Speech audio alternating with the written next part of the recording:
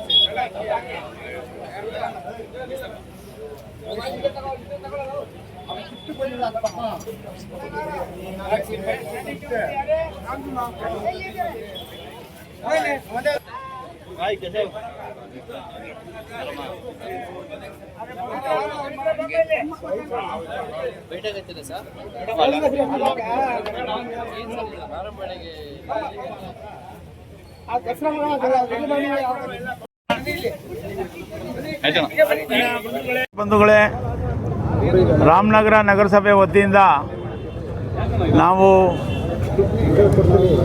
ಒಂದು ಫುಡ್ ಪಾರ್ಕನ್ನು ಮಾಡ್ತೀವಿ, food street ಮಾಡ್ತೀವಿ ಅಂತೇಳಿ ಘೋಷಣೆಯನ್ನು ಮಾಡಿದ್ವಿ. ಅದು ಪ್ರಯುಕ್ತ ರಾಮನಗರ ನಗರಸಭೆ ವತಿಯಿಂದ ಮಾಡಿರ್ತಕ್ಕಂಥ ಘೋಷಣೆಗಳಲ್ಲಿ ಕಳೆದ ಬಾರಿ ಬಜೆಟ್ನಲ್ಲೂ ಕೂಡ ಸುಮಾರು 90ರಷ್ಟು ಅನುಷ್ಠಾನಕ್ಕೆ ತಂದಿದ್ವಿ. ಈ ಬಾರಿ 2026-27ನೇ ಸಾಲಿನ ಆಯವ್ಯಯದಲ್ಲಿ ನಾವು ಒಂದು ಫುಡ್ ಸ್ಟ್ರೀಟ್ ಮಾಡ್ತೀವಿ ಅಂತೇಳಿ ಒಂದು ಘೋಷಣೆಯನ್ನು ಮಾಡಿದ್ವಿ. ಅದರ ಪ್ರಯುಕ್ತ ಇವತ್ತು ಇಲ್ಲಿ BM ರೋಡ್ನಲ್ಲಿ ಇಲ್ಲಿ ನಮಗೆ ಲಭ್ಯ ಇರ್ತಕ್ಕಂಥ ಸ್ಥಳದಲ್ಲಿ ಒಂದು ಅವಕಾಶ ಮಾಡಿಕೊಂಡು ಸುಮಾರು 50 ಅಂಗಡಿಗಳನ್ನು ಇಲ್ಲಿ ಸ್ಥಾಪನೆ ಮಾಡಲಿಕ್ಕೆ ನಾವು ಇಲ್ಲಿ ಒಂದು ಇವತ್ತು ಕೆಲಸಕ್ಕೆ ಗುದ್ದಲಿ ಪೂಜೆಯನ್ನು ಮಾಡಿ ಈಗ ಟೆಂಡರ್ ಕರೆದು ಸುಮಾರು 45,90,000